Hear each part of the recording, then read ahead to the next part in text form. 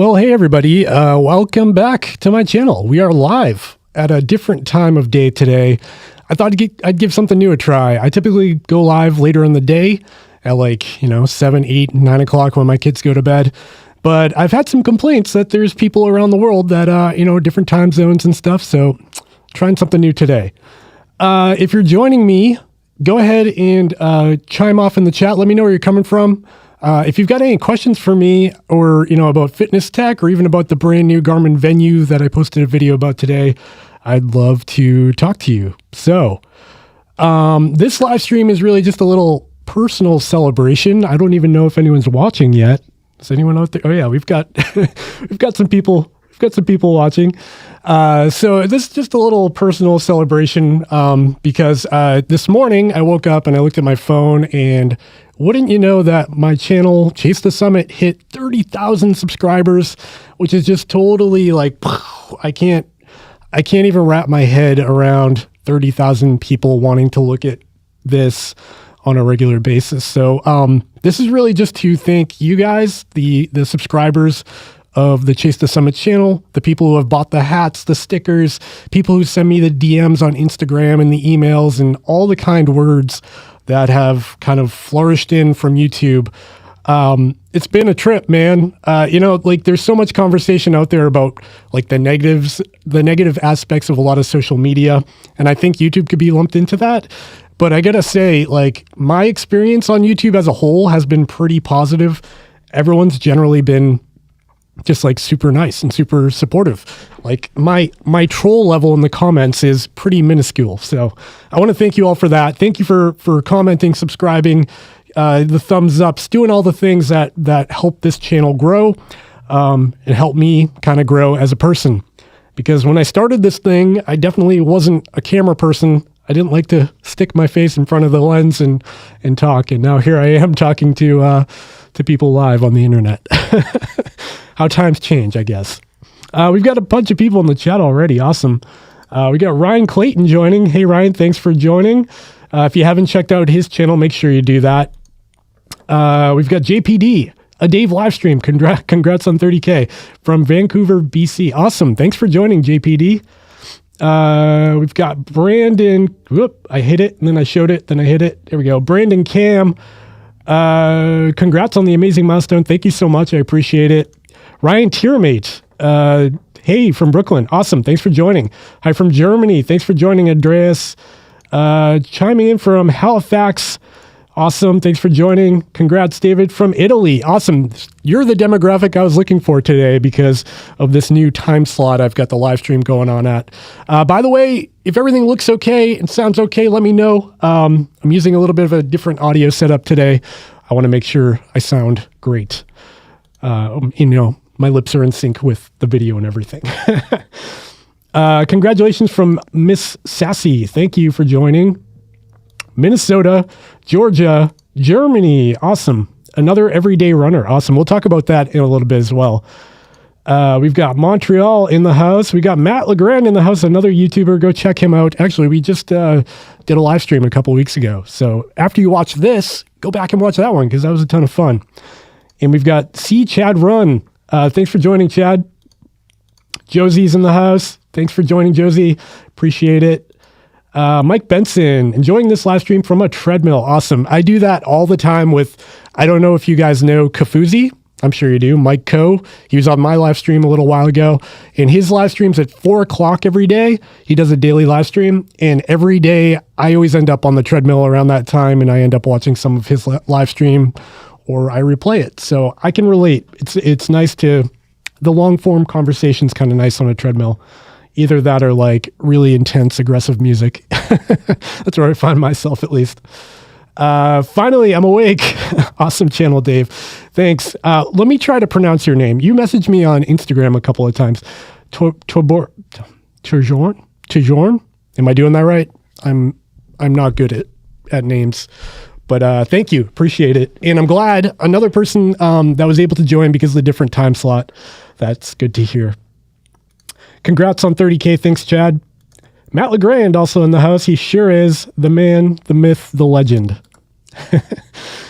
Great channel. Best for future from Switzerland. Awesome. Thanks for joining.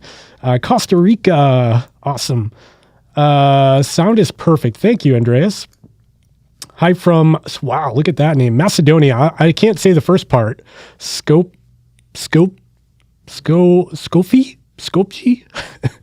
Macedonia. That's awesome. Congrats, Mr. Dave. Thank you, Mr. Arian. Sound is perfect. Thanks, Simon. Appreciate it. Iraq. Awesome. Thanks for joining. All around the world. Cold in Norway. We've got Ultra Trail Steven. Congrats on 30K. Thanks, man. I appreciate it. Go check out his channel as well. Okay. So, so this is just a quick live stream today. I wanted to thank everybody in person that's, been around the channel for a while. And I've been doing the Milestone live stream. So the next time might be 40K. I don't know. I can't believe this channel has gone so far. Because when I started this, it was like a little bit of a social experiment. Like I still am pretty introverted. So, I never really liked being in front of the camera, recording myself. It was never something that came naturally to me. So doing this was really outside of my comfort zone, but I'm all about pushing the comfort zone. And that's kind of what led me into ultra marathons and all the different things I do, ice climbing, all these weird things are all about pushing boundaries and kind of like getting myself out there, doing something totally different. So one day I was like, you know what? I'm going to turn on the camera because I like cameras. I'm into all the, if you can't tell, I mean, look around. I got this fancy microphone and everything. I like all the tech that goes into making videos. So I thought I'd try it. And I've got like a hard drive full of videos that I never posted. I think I've got a Garmin 945 video a full length video, like all edited, and it just never got posted because I was like, nope, I'm out. I'm not doing this. So that was like one of the first ones. And I like to look back at that because it's so cringeworthy to look at myself doing stuff like that. So another thing I wanted to talk about is the hats. Okay. So I talk about my stinking hat all the time on these live streams, but guess what? I sold out. So I guess I'll stop talking about them, but I'm pretty stoked. I want to thank everybody who bought a hat. I bought like quadruple the amount I thought I would need from Boco initially. And I was like, maybe I'll buy this many. And then I ended up doubling it. And then the pre-orders came in. I ended up doubling it again. So I ended up selling way more than anticipated. And there's a bunch of you out there walking around with the hat on, which is awesome. And I appreciate that. Hopefully you're wearing it. It's not just like hanging on your wall somewhere. Hope you're all getting some use out of the hats. And all I'm looking forward to is like, I know a lot sold in my like general vicinity, like in the New England area. And it would be awesome if I got to a race one day and saw some of my hats around. That'd be pretty cool. Definitely would be the high five situation there. Okay, we got Seth Acton in the house. Hey man, just jumping in to say congrats, Dave. Thanks, I appreciate that. Oh man, you're in Acadia right now? You stinker. Acadia is a beautiful place up in Maine. It's like one of the rare places for people who don't know where the mountains kind of drop off a cliff literally into the ocean. And, you can be at a really high point and there's like these vertical cliffs that go right straight down to the ocean. It's just a incredibly beautiful place here in New England. I've actually never been, but I've seen pictures.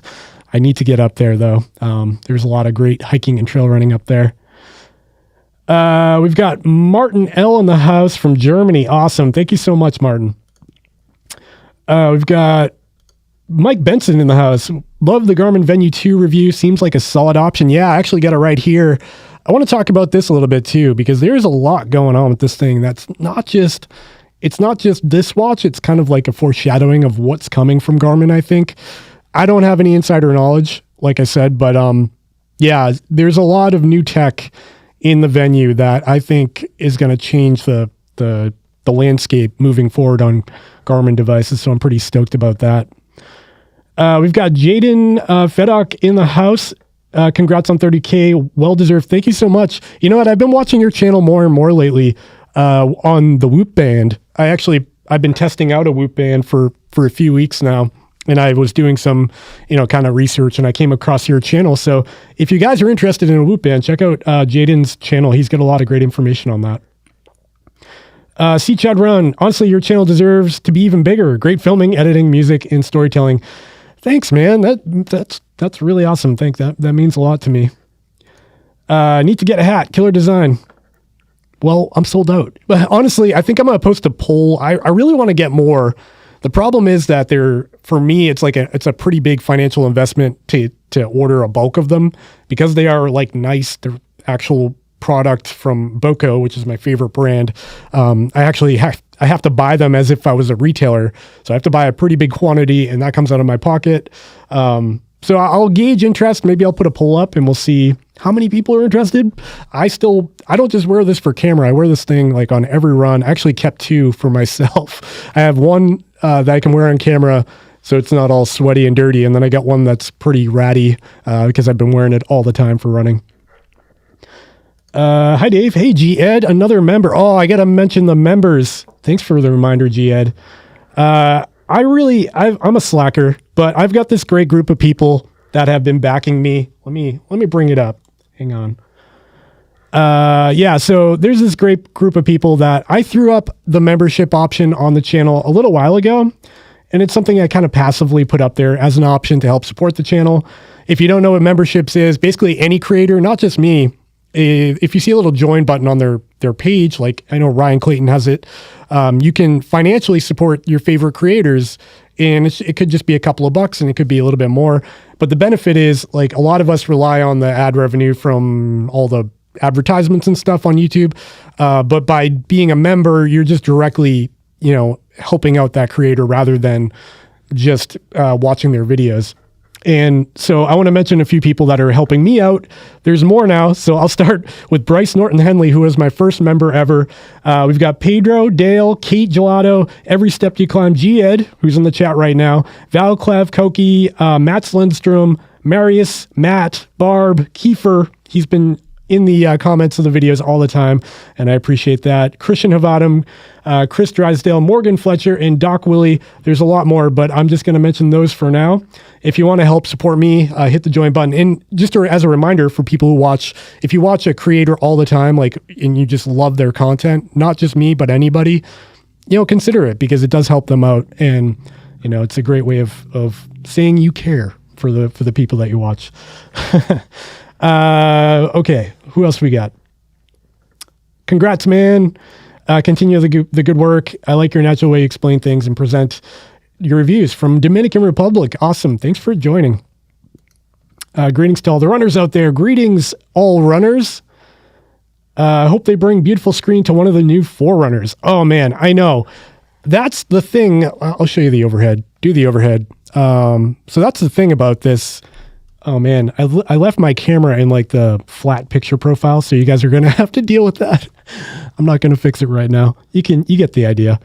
But yeah, that's the whole thing with this Venu. It's just the screen is so beautiful on it. And the really nice thing about this is how quick, let me zoom in a little bit more. That's out. This is in. The thing about the Venu is like how the Venu 2 rather is how responsive it is. If I scroll, it feels like an Apple Watch, everything's very smooth on this. It's a lot different than what you're used to from a Garmin, especially like if you're coming from even the widgets, like look at that, look how slick that is. But even the widgets, if you come from something like a Fenix or a Forerunner, you always have like, sometimes you click a button and it can take a second to kind of jerk to the next setting or the next widget or whatever. And this is just kind of like a game changer. What's really special about this, the Venu 2, I think is the fact that it's not terrible battery life. Typically, you get something like an Apple Watch. I got one over here. You get an Apple Watch, and these things, they're great. They're super smooth and fluid, but they're just battery hogs. And if you're an ultra runner, triathlon, or whoever, that battery life can just be a bummer when every day you're charging, or maybe one day you forget to charge and it dies in the middle of your run. I'm not a big fan of that. So they're really doing something special with this Venu. It brings a lot to the table, and I'm just stoked with what they're going to do with all this tech, specifically on the back, that new heart rate sensor that they put in there.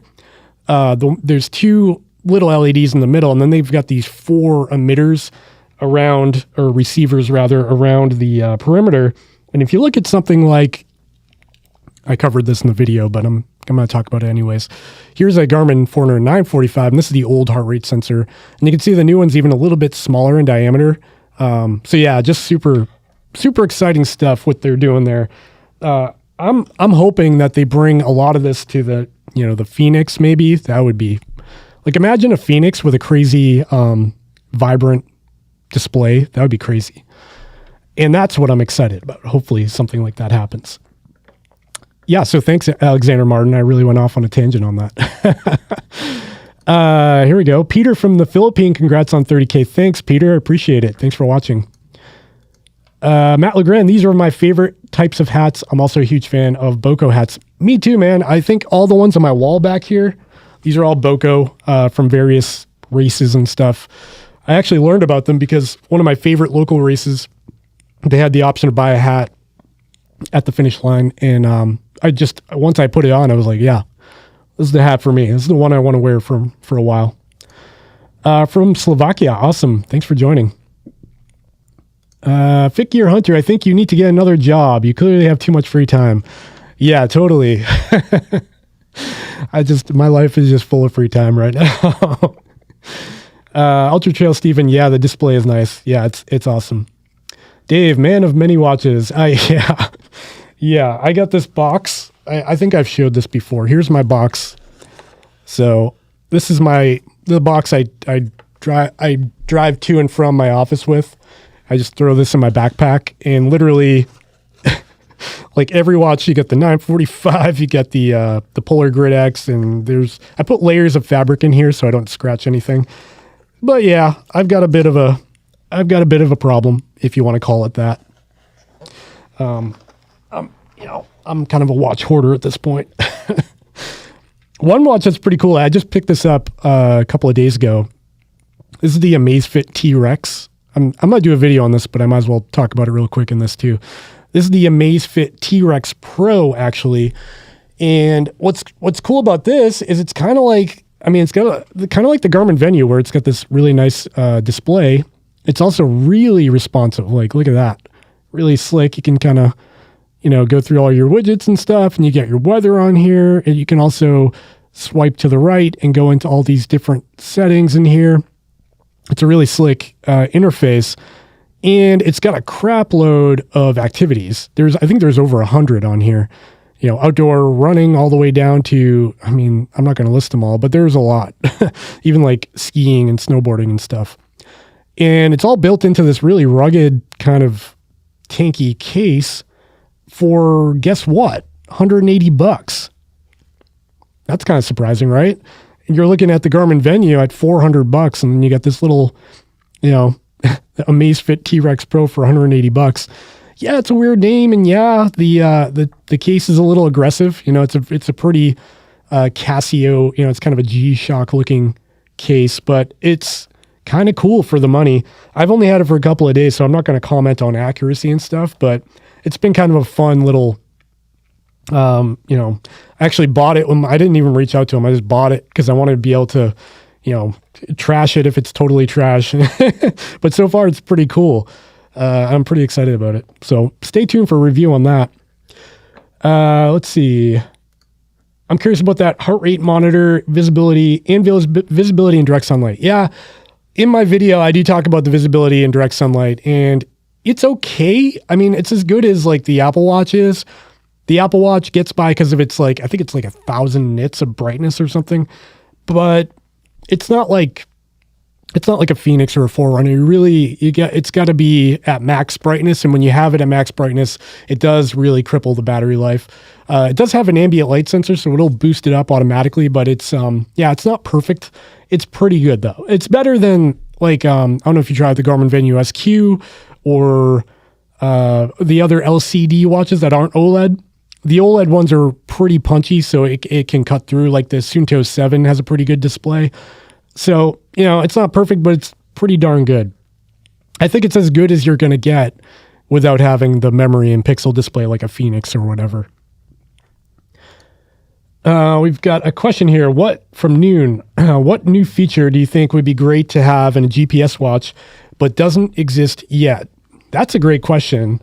Let's think. I've thought about this before. I'm gonna throw one out there that it's gonna sound kind of off the wall, but a lot of time we're focusing on battery life. A lot of decisions come down to battery life, especially with these OLED watches. What if they had like an accessory that could be like batteries in your watch band? And so you could like wear this extra watch band with like maybe a little brick near the watch itself that could give you like an extra 10-hour boost or something. I think that would be cool, like a modular design where you don't always need, like if you're signed up for an ultra marathon, you could put that strap on and get that boost in battery life, and maybe the electrical terminals go through the band, like into the, it goes through the band connection to the watch. That would be interesting. It's kind of a sideways idea, but I work in mechanical engineering, so I think about these things. I think the other thing I want to see across the board in all the manufacturers is the adoption of running power. I know Coros, Polar, Stride, Garmin to some extent if you have the accessory for it. But I'd love to see the whole industry adopt running power as a real metric and standardize on it. Because right now it's kind of the Wild West. If you buy a Garmin and use the HRM Pro chest strap and you try to compare that data to the Stride foot pod, they're totally different. Even though the lines look the same, the trend lines, the actual numbers are just wildly different. So it'd be cool to see them standardize on that and then, have it roll out. Everybody support it. Make it like kind of like Bluetooth. Everybody needs running power. I like it. I think it's a really cool metric. And it's something not everyone's doing yet. So I think that it's already there. So it's nothing new, but I think that would be cool to see come out across the board. I also like, I'm going to mention, TicWatch. So they made the TicWatch Pro 3 GPS, and they did something really unique with that watch in that I have one here. I'm not going to dig it out, but they have a dual layer LCD. So they've got that low power display like a Fenix or whatever. And then underneath that, they've got the OLED display that punches through that other display. So they get the best of both worlds. You get a long battery life, and when you need it, you can trigger that really vibrant display. I think that's really cool tech, and it would be cool to see that come out to other brands. They probably have some sort of license on it or like, copyright or trademark or whatever. But it would be cool to see someone else innovate in that space. I think a lot of the innovation we're going to see moving forward is going to be based around the display technology. Because people, like, more and more in my comments, I see people complaining, like, why does my Garmin have such bad colors? Why doesn't it look like my Apple Watch? I think that's going to be the thing a lot of marketing is going to trend towards. So we're going to see a lot of innovation in the space of like actual displays. That's my thought, at least, maybe. Congratulations. Just south of you in Lexington. Oh, awesome. Yeah, I'm not far from Lexington. I used to live in Billerica, which is like, right next door to Lexington. You've got the, what is the running store downtown there? Not Marathon. Jackrabbit? Is it Jackrabbit downtown? Shout out to Jackrabbit, the running store. It's like a mom and pop local place. When you're going on an all-day trail run, what's your go-to watch? That's going to depend if I'm trail running, if I'm in an ultra, or if I'm going into like the backcountry in the mountains.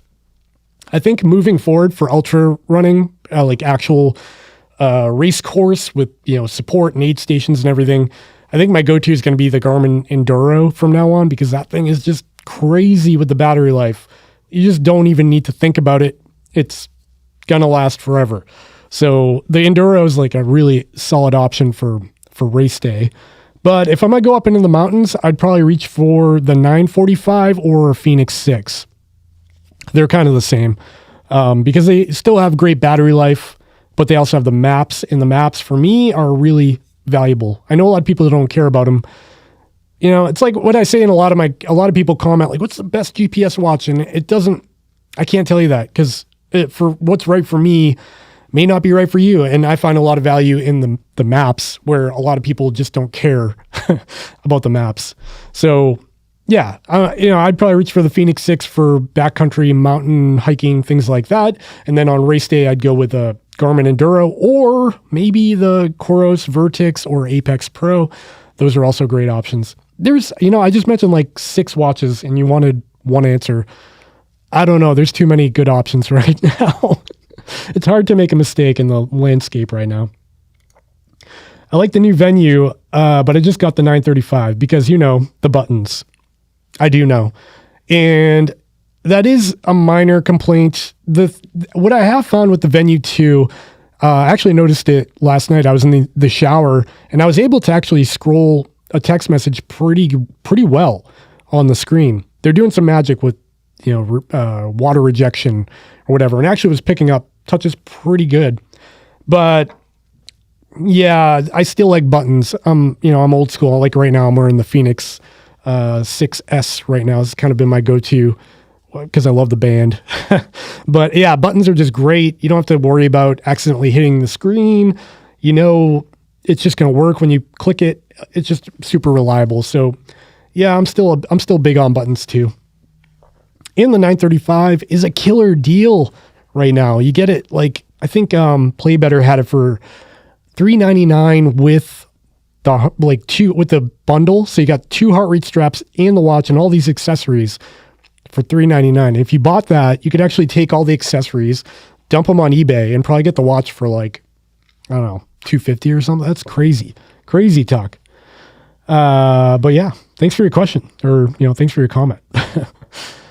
Matt LeGrand, does that watch have a tri-mode and open water swimming? Are you talking about the Amazefit T-Rex? Yes, it does. It does have a tri-mode, and it does have open water swimming. Yeah, I think Des over at DesFit is doing a review on this too. I bought one, and then the next day I saw in his story that he had one. So it looks like we're going to have similar videos coming out soon. So he'll probably cover that. He'll probably cover that swimming topic for you. Keep up the awesome work. You should be on 300,000 subs. Wow, that's crazy. Can you talk about your setup, please? Or talk through your setup, please? Yeah, sure. That would be cool. I don't know how to do it. Let's see. Maybe I could. Yeah, let's do this. Hang on. We're going to look at my setup. I'm going to use my overhead camera, sacrificial. Let's see if we can make this work. Take it off the tripod. Zoom out. This kind of works. Can you see me? You can see me. All right. So here's what I'm looking at. If you're curious about my camera, audio setup. So up front here, oh man, I got a mic stand in the way. Let me move that so we can see the camera. There it is. Yeah. So that's the Sony FX3. That's a cinema camera. I've got a Rode microphone on top of it. That's kind of like scratch audio. And if you see me staring down below the camera all the time, this is what's to blame. That's a little monitor I can see myself in. It helps me frame my shots. And then down here, we've got the ATEM mini camera switcher, which I can switch back and forth, which is cool between my cameras. Over here, I've got the Elgato Stream Deck. This is a little device that lets me trigger different scenes, like my intro, outro, and all that. And then over here, I've got a Zoom PodTrack P8 audio interface and podcast recorder, which is pretty handy for the things I do. Over here is my MacBook Pro M1. And then I've got a big monitor up here. Whoa, look at that effect. And if you look over here, those are all your comments. That's how I'm reading them. I use software called Ecamm Live, which is really handy for this kind of stuff. It allows you to bring the comments up on screen and stuff. I'm gonna go ahead and mount that camera back up there, and we're back there. Wow, I did that without unplugging or breaking anything. I can't believe it. I hope that helped. If you have any particular questions about the setup, let me know. I take a lot of pride in this whole thing. So yeah, thanks. Thanks for the question. Just saw a few of your 100-mile vlogs. Are you going to do another? I'm signed up for my first in October. Awesome. Yeah, so I've got two on the calendar right now. I've got one in July, the Vermont 100. You probably saw our video about that. I was there in 2019. I didn't finish that race. I had to drop at mile 45 from severe heat exhaustion. I ended up with rhabdomyolysis? Rhabdomylia? I forget how you say it. Basically, it's like a kidney problem. It's really bad. You can die from it. So I'm glad I quit the race. So that was that one really bad. So I'm going back this year in July. Hopefully it's not hot out. The thing about that race is they keep sending out like these warnings, like anything could happen. And I'm really nervous that they're going to cancel, but so far still on. And then my other race that I've got on the calendar still is, the Mid-State Massive 100. That's here in Massachusetts. I also ran that back in 2019. And I was signed up for the 2020 race, which actually did happen, but I ended up injuring my sacral iliac joint in my lower back. So I ended up having to defer. So I'll be back this year to run that one again. It's been a while. It's been a while since I ran 100, so I got to really up my distance. Lately, I've been upping my volume a lot, but I really need to get in like solid, really long runs. I want to start, Sundays doing like a 50K or something, maybe, a couple of times a month. I got to get up there because my long runs are pretty short these days. But good luck at your 100s. Matt LeGrand, $180 for the T-Rex or $200 for the Pace. Yeah, that's actually, I was thinking about that when I was playing with it yesterday. There's a lot that the Pace has that the T-Rex Pro doesn't have. It doesn't have running power. It doesn't have the ability to pair with a device for running power like the Stride Pod. So yeah, I think there's still advantages to the Pace, but there's advantages to this too. It's kind of like a give and take, but they're both really cool and they're both great values, I think. But that's still to be determined. Like I said, I'm still reviewing this thing. One really annoying thing I found on this is that you cannot export a fit file or a GPX file directly from the watch or through the app. You have to sync with Strava or else you just can't get your data. That's super annoying. I ran on the treadmill yesterday and I was like, wait, I can't get the data out. Like I can see it on the watch, I can see it in the app, but I can't export it to analyze it, which is super frustrating. Hugo Barreto, hello, I review GPS watches too in Portugal. Just to let you know that you have a great channel. Keep up the good work. Awesome, Hugo. I'll have to check out your channel. I'll try to follow along, even though I can't speak Portuguese. Matt, but none of the infrastructure. Yeah, I think that's probably there is actually an infrastructure though. Amazefit does have a really popular watch. They're actually a lot more popular overseas than they are in America. But they have one called the Amazefit BIP, which is a little square Apple Watch looking thing that has like 2 months of battery life and has a GPS on board and all these little things. And it's only like $69, which is crazy talk. But yeah, that really launched them. That became a very popular watch overseas. I think it's pretty popular here too. So they do have an infrastructure. They do have a really nice app. They actually have all of the VO2 max and training load and all that is licensed from First Beat. And First Beat is the same company that licenses stuff to Garmin. So they theoretically have the same quality of stats that you can get from a Garmin Forerunner or Fenix, but in, this kind of body. Again, to be determined, I'm still working on that review. So, it might be a viable option. And they do have a lot of other watches, like the Stratos was a pretty cool watch. I reviewed that years ago, and it's actually a written blog review on chasethesummit.com. But that was a really cool watch too. Claudio Brito, hello, what do you recommend for running with a lot of cushion? I'm getting runner's knee from my Nike Freeze. I don't want to recommend shoes that would potentially not work for you, but I can say that I don't know what kind of foot shape you have, what kind of stack, offset you like. I've been trying out the Hoka One Clifton 7s, and I actually have the Clifton 8s coming in the mail soon, so I'll be checking those out. And those have been really pretty comfy. That big marshmallow midsole they put in there is just it's pretty nice for a guy who's been running in pretty minimalist shoes for a while. Also, the Ultra Olympus is pretty nice too. It's really cushioned. I don't know of a whole bunch of other maximalist shoes, but there's a bunch out there. Those are the two that come to mind I would check out. Congrats. Regards from Mexico City. Thank you so much. Agreed. Standardize the metrics would be awesome. Yes, they need to do that because that's such a big complaint about running power. Everyone's doing it differently. So why can't we just I know they're all fighting for the same market, but wouldn't it help everybody if there was like a gold standard?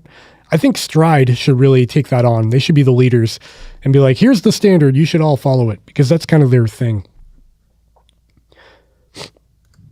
Standardizing running power is going to be tricky because it's algorithm. Yeah, no, I agree.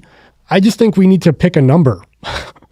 Like, take a bunch of athletes, put a bunch of sensors on them, throw them on a treadmill, and try to decide what 200 watts should look like. And then everybody should try to copy that as best they can.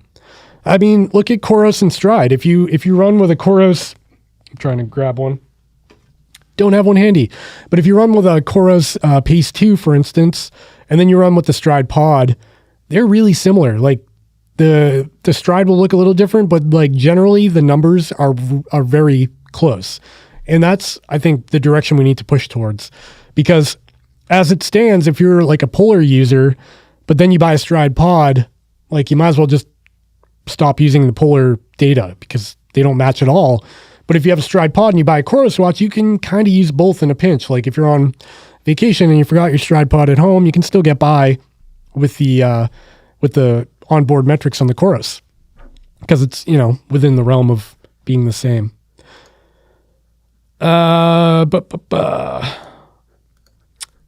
Claudia, I have the same issues. I love Brooks shoes. That's a good, yeah. You get 90 days to try them as well. Oh, that's cool. I didn't know about that.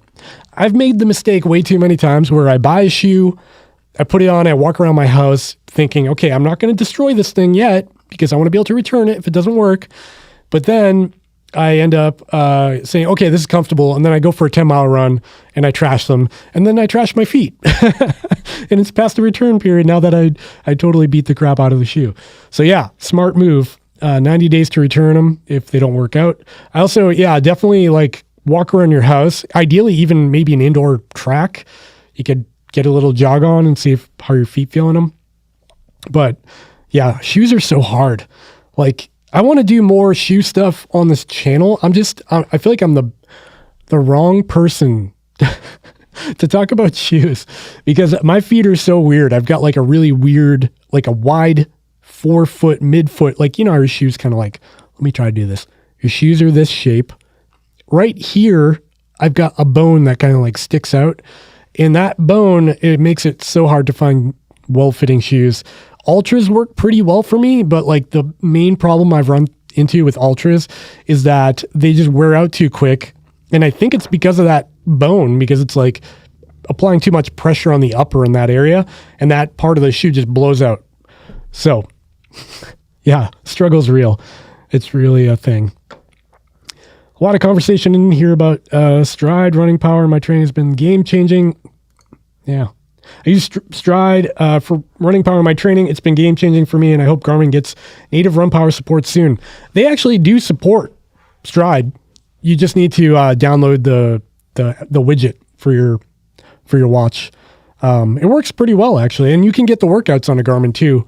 I don't know, what's the difference between native and non-native? I guess native just means it comes up with it out of the box like a Coros, and non-native means you have to like download an app for it. But Garmin works. I've used it a lot. Really no issues. Okay. Yeah, Jackrabbit, Lexington, Mass. Check them out. Fun little store. Octer. Congratulations. More power to your channel. Thank you very much. Appreciate it. Congrats on 30K. I just found your channel within the last day or so. Do you have a number one tip for someone preparing to run a 100 miler? Yeah. Here's my number one tip. Run if it's your first 100 or first big ultra.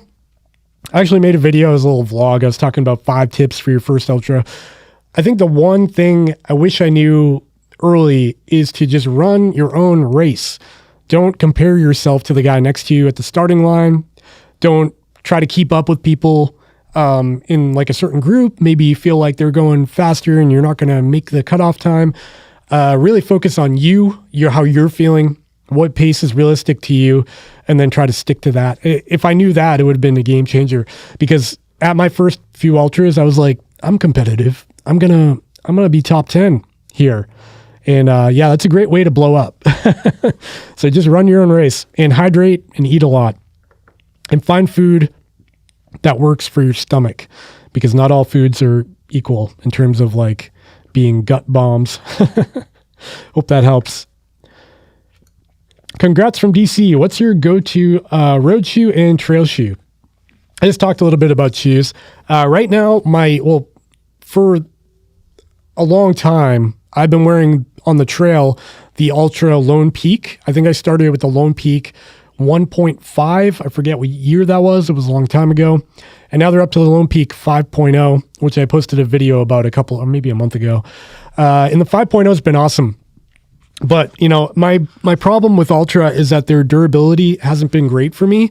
I've been typically getting like 300 miles max out of a shoe, and sometimes even less, sometimes 150, because the sides, the upper material on all of the Ultra shoes that I've tried blows out, just rips. I don't know what I'm doing wrong. Maybe I'm tightening my shoes too wrong. My feet are very comfortable in these shoes. So I feel like it's not a problem with my foot or the fit. It's really a problem with the durability of the shoe. But, I continue to wear the Ultra Lone Peak because I'm willing to sacrifice a little bit of discomfort or a little bit of durability issues for comfort. And, I ran 100 miles, a couple of 100 milers with the Ultra Lone Peak. And I walked away, never taking my shoes off once, never doing a sock change, nothing like that. And I didn't have any blisters at the end of the race. So that to me tells me it's the right shoe for my feet. As in terms of road shoes, I've actually just started wearing Hoka One Clifton 7s, and I've got the Clifton 8s in the mail. I also wear the Ultra Escalante, the Ultra Torin. But like I said, I've had durability issues with both of those. Ultra actually replaced my Escalantes with a brand new pair, and those ripped. So I think I need to find a new brand. I love their shoes. They're just super comfortable for me, but I've just been running into issues, with the durability. Hope that helps. Jacob, thanks for chiming in. Dirty Bird Charlie Tango Sierra. We've got no eyes on the eagle. So our friend Kiefer here is our local advocate for the Garmin Forerunner 955 release. And he's commented on every recent video I've posted about a different watch, asking where the 955 is. I'm going to make it loud and clear, Kiefer. I've got no explanation. I don't know where the 955 is. It's coming, man. Eventually. I think, maybe late, May, June. If you look at the 945, that released in May. And I think Garmin does like 2.5 year releases, so it might be later on this year. And who knows what the, state of the world in 2020 did to their projected release dates. They might have pushed things out.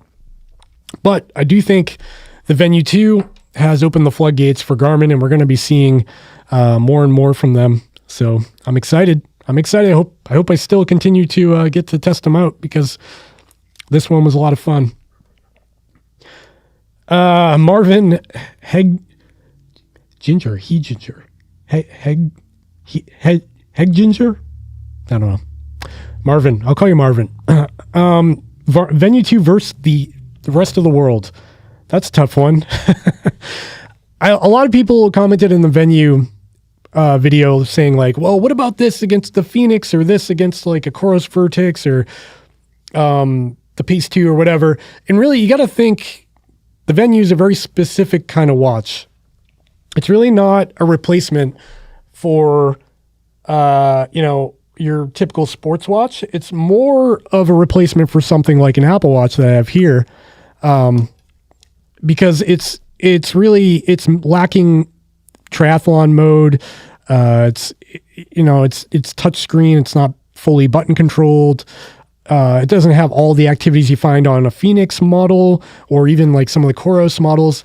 So there is a lot that can be gained in other watches. I do like the Venu 2 a lot. It doesn't have the best battery life. If you're looking holistically, like at the whole landscape of watches right now, the Venu 2 doesn't have great battery life compared to something like, Fenix 6.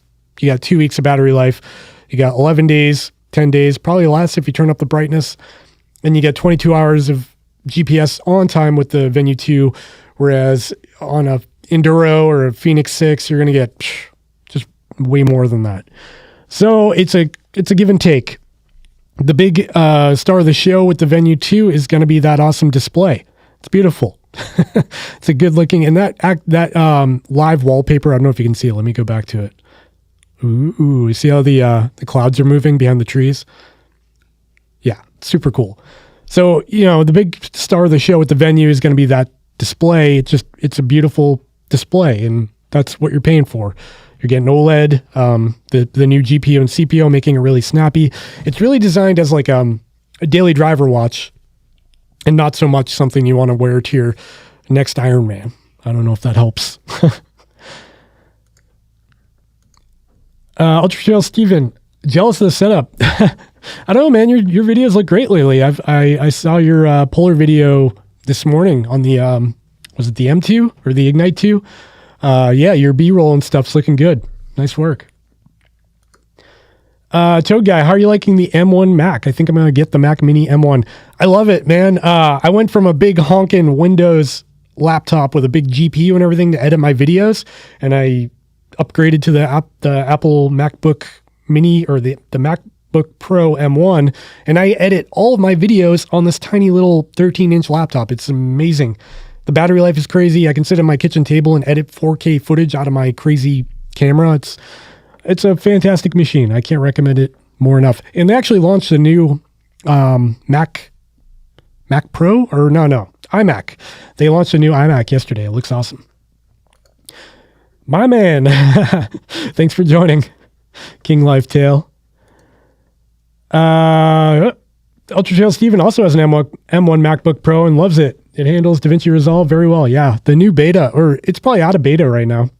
But yeah, it's looking good. But how do you separate the heart rate from the watch and your wristband? Oh, sorry, making sure no one's texting me. Till Bauki. We'll go with Bauki. How do you separate the heart rate from the watch and the wristband in your stats that you compare in the accuracy? How do you separate heart rate from your watch and the wristband? I'm not sure I understand what you're saying, but if you're wondering how I compare stuff, I use something called Quantified Self, and it's like a software that allows you to upload various fit files and stuff, and it'll overlay them nicely, and that's what I use to compare everything in my videos. Good luck on your 100-mile attempts. Yeah, thank you. Appreciate that. Hello from Louisiana. Hello from Massachusetts. Thanks for joining. Hello from Egypt. Wow, that's cool. That's far away. Thanks for joining. How would you go about gradually increasing mileage and improving leg stamina? I mean, the real answer there is just time on feet. I'm not a coach. I'm not a medical professional. But like in my own experience, time on feet is the most valuable thing when you're trying to increase your mileage. That could be walking. And, when you're trying to increase volume, lower the intensity level. You don't want to go out on a 3-mile run at a all-out 100% effort, totally trash your legs and be done for the rest of the week. If that's happening, you're never going to get your volume up or increasing mileage. I think it's more valuable to either walk or like lightly jog earlier in your training and increase the volume there, and then start to throw in your fast days or your intensity workouts. That's how I do it. But if I really want to stack miles in a week, I'll be at a super chill pace. I'll be in my like zone 2 heart rate. I won't really be pushing it too hard because I know the next day, and even sometimes the same day, like lately I'll do a run in the morning and then at night to stack mileage because I don't have time to like go out on a 5-hour run. That's a great way of doing it as well. So hope that helps.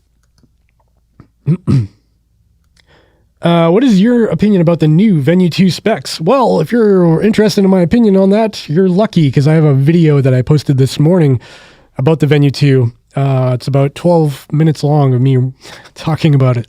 So I would suggest you check that out. Overall, I'm pretty stoked on it. I do think it's going to be a big step for Garmin. And I think it's going to be the floodgates to a lot of new exciting things that are going to come from them.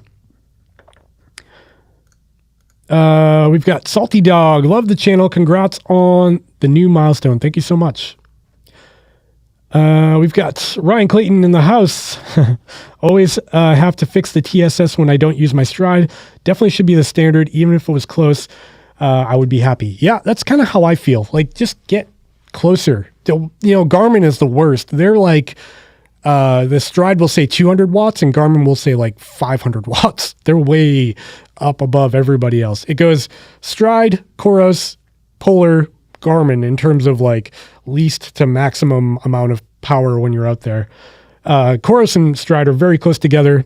Polar is like usually 200 watts above that, and then, or like 100 watts above that. And then Garmin's just like 200 or 300 watts way over. I just watched a video running Windows on the, you guys are still talking about the M1 Mac. I'll let you continue your conversation. Love the channel. Congrats on the new Milestone. I'm considering a Salomon Advanced Skin, but wonder if this time of year there might be any updates. What do you think? So I actually have the Salomon Advanced Skin 12 set and the Advanced Skin 5 set. I love both, but in my first review of the 12 set, which came out in 2019, you can go watch that video, I gave it a kind of a negative review because mine kind of fell apart. Like the toggles on the cables all broke. And I had to like cobble things together, and that wasn't great. So I kind of gave it a negative review, even though I still use it today. Now I have like zip ties holding things together. It's a great vest. I just wish it wasn't $160 for the durability you get. But I have heard that they've addressed a lot of those issues and updates, even though they didn't change the model name or like the style or whatever.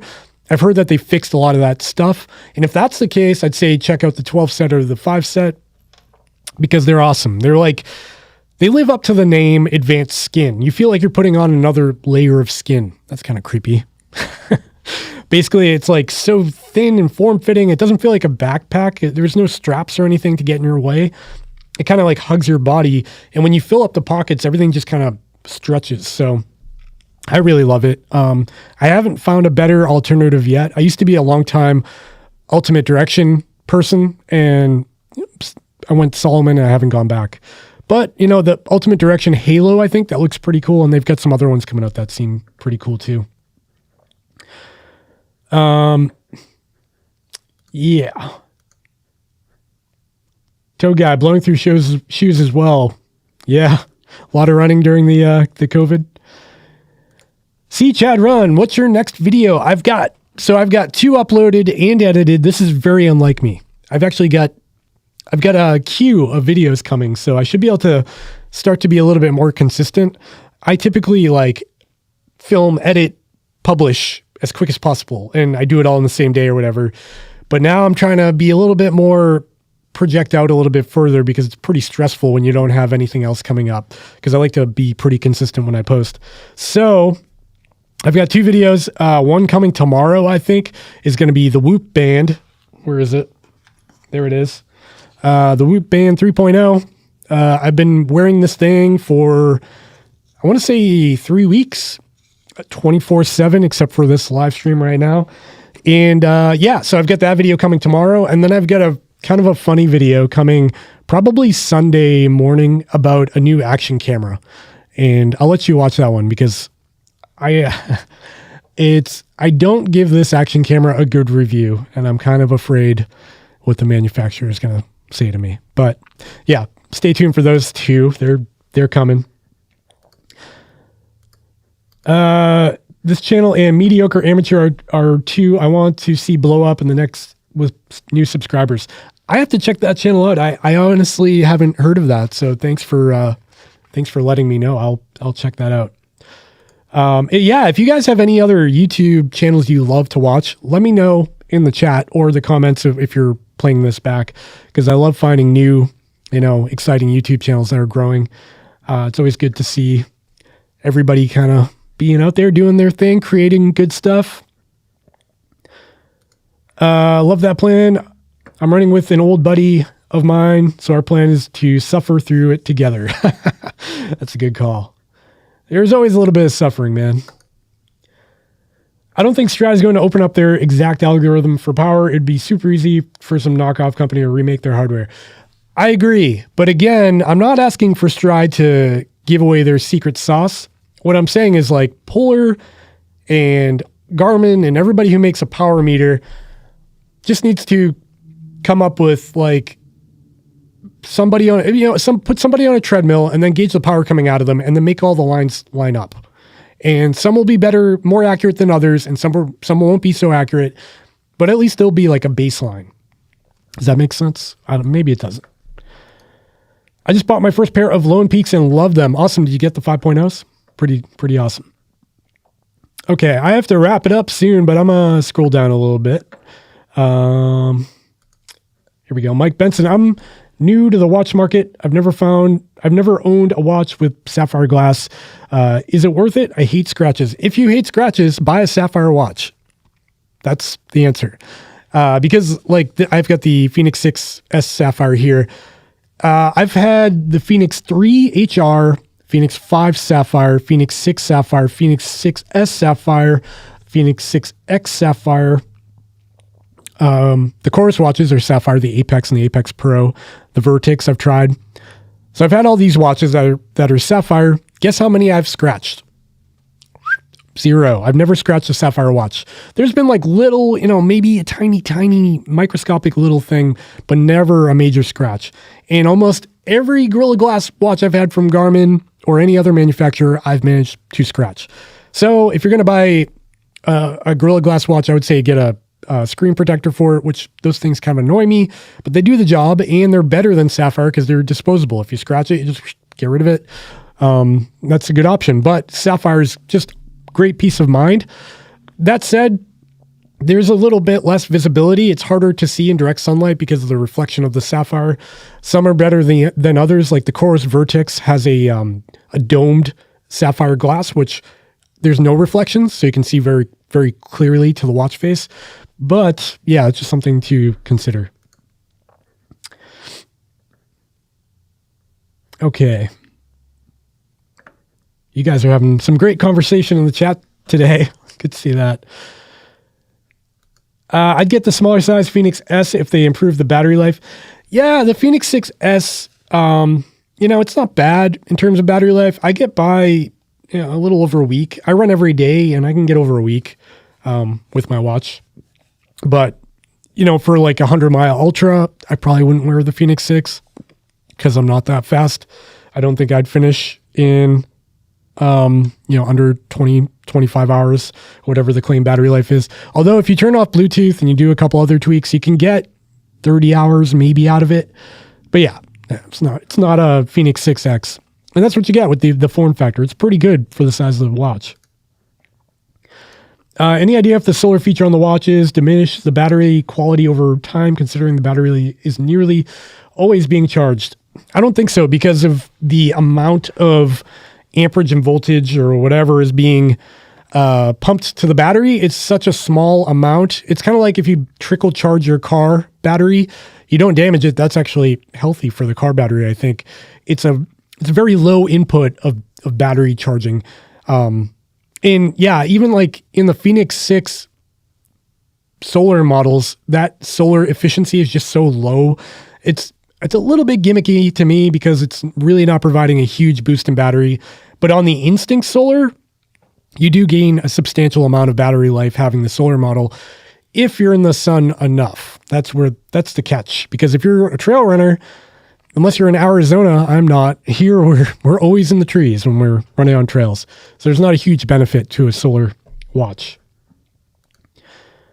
I'm trying to decide between, oops, what did I do? That's the wrong, nice one.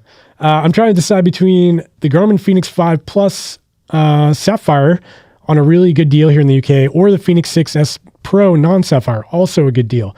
The only warning I'll give you about the 5S Plus is that the battery numbers they published, I forget what it is, 16 hours GPS and maybe 7 days standby. They're very generous. They're not, it was, when I had the Plus, the 5 Plus, I felt like I was charging a lot. And that was kind of what led me to get rid of it. I ran a 50-mile race with it, and I couldn't make it through a 50-miler with it. So just use caution there. If you don't need a ton of battery life, it's still a great option. You get maps, you get music, get all the new newer things for pretty good value. But the 6S does have some advantages: newer interface, widget glances, mapping themes, power modes, and I'll say significantly better battery life. So hope that helps. Okay, what is it? 4:05. I'm going to give us like a couple more minutes and I got to go get my kid from daycare. So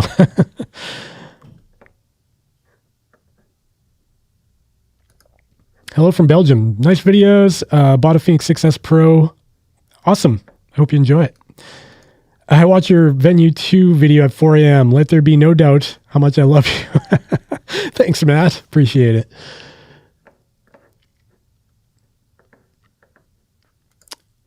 On another note, have you tried pairing the Stride with the Venu 2? Kind of wondering if you can have Stride to do pace and distance. I think it'll work as a footpod. I don't think you'll get running power on the Venu 2, but I should try that. Good idea. Oh, see Chad Run. He loves his channel. Yeah, so go check out his channel if you're watching this. He's got 650 subscribers. So let's get him to 700. We've got a little over 50 people watching the stream right now. Go over to Chad's channel and give him a subscription and a thumbs up. Lots of Stride conversation going on. Okay, I'm gonna scroll way down. Wow, you guys are way ahead of me. I'm babbling too much. Garmin Venu 2 or Apple Watch Series 6. Ooh, yeah, that's a tough one. I don't know. There's a lot going for both of them. You know what? That's going to be a great topic for a video. I'm going to note that right after the stream and write that down. I'm going to make a video just for you, Vabhav Rawat. I hope I said that right. Yeah, I'm going to make a video about that. So, yeah. I think that's a good place to wrap it up for tonight, everybody. I want to thank you for joining the live stream and for all of your comments and your thumbs ups and your questions. It's been a really fun conversation. I also want to remind you that I have a video coming out tomorrow. I have a video coming out on Sunday this week, and I've got a couple coming out next week. So I've been busy. I've got them all queued up, and I'm excited about them. Also, one more thing. Even though I'm sold out of the hats, I do still have stickers in stock. They're a couple of bucks to help support the channel, and I'll get them shipped out as soon as possible. And they're holographic. How cool is that? All right, folks. I want to thank you for joining the stream tonight or today. And I will see you next time.